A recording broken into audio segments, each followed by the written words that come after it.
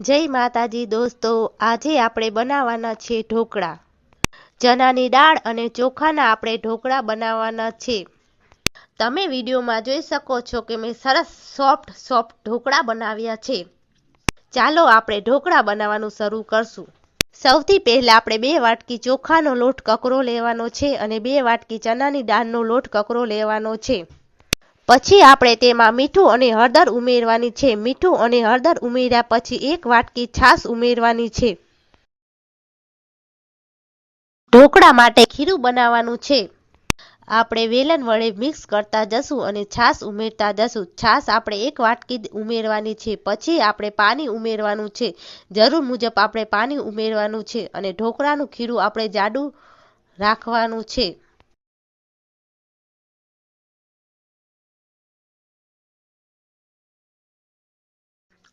તમે વિડીયોમાં જોઈ શકો છો કે મેં ઢોકળાનું ખીરું વેલણ વડે મિક્સ કર્યું છે।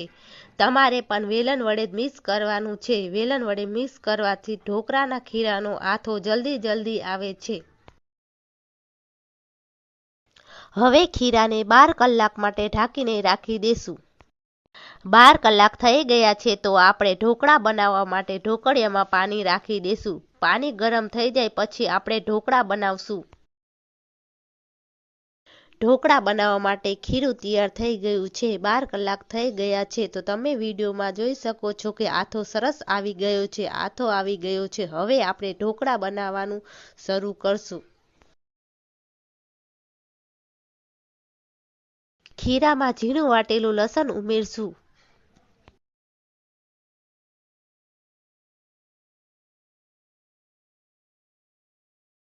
બે નંગ ઝીણા સમારેલા લીલા મરચા તે પણ ઉમેરી દેશું।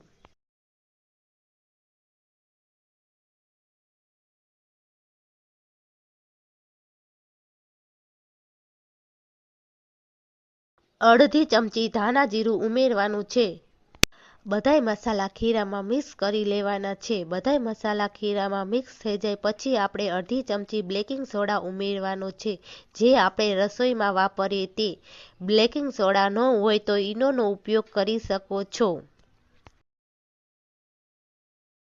હવે આપણે ઢોકળા બનાવવા માટે આપણે થાળીનો ઉપયોગ કરશું। આપણે થાળીમાં પણ તેલ લગાવી લેશું।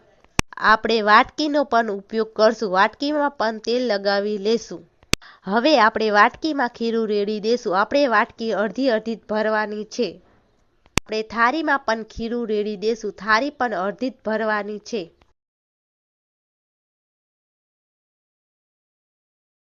હવે આપણે કાશ્મીરી મરચું લેશું, તે આપણે ભભરાવી દેવાનું છે।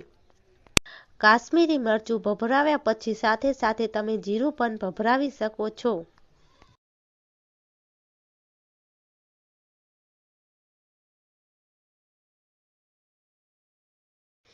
જીરું અને કાશ્મીરી મરચું ભભરાવાથી ઢોકળા સરસ લાગે છે। હવે ઢોકળાને સ્ટીમ થવા માટે આપણે ઢોકળિયામાં રાખી દેશું। ઢોકળિયામાં પાણી ગરમ થવા માટે મેં પહેલેથી જ રાખી દીધું હતું। હવે થાળી રાખીને આપણે સૌથી પહેલા વાટક્યું રાખી દેશું। તમે વિડીયોમાં જોઈ શકો છો કે હું કેવી રીતના ઢોકળિયામાં રાખું છું। તમારે પણ એવી રીતના તે વાટક્યું રાખી દેવાની છે। પછી માથે થાળી રાખી દેવાની છે। ઢોકળિયાને ઢાંકીને 15 મિનિટ માટે કૂક થવા દેવાના છે। 15 મિનિટમાં ઢોકળા સરસ બની જશે।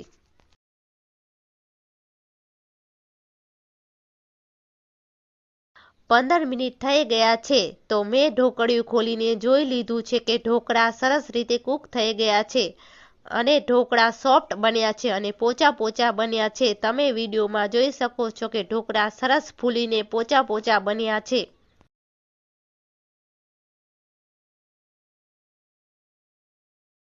ઢોકળાને ચપ્પા વડે કટ કરી લેવાના છે।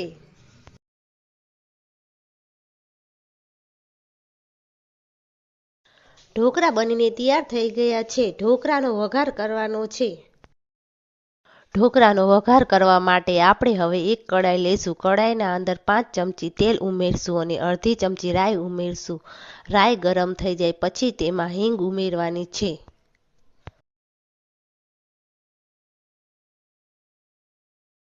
હિંગ ઉમેર્યા પછી 1 ચમચી તલ ઉમેરવાના છે અને તલ ઉમેર્યા પછી મીઠી લીમડીના પાન ઉમેરવાના છે. તમને તીખું પસંદ હોય તો તમે તીખા લીલા મરચાંની પેસ્ટ ઉમેરી શકો છો. મને તીખું પસંદ નથી એટલા માટે હું ઉમેરતી નથી.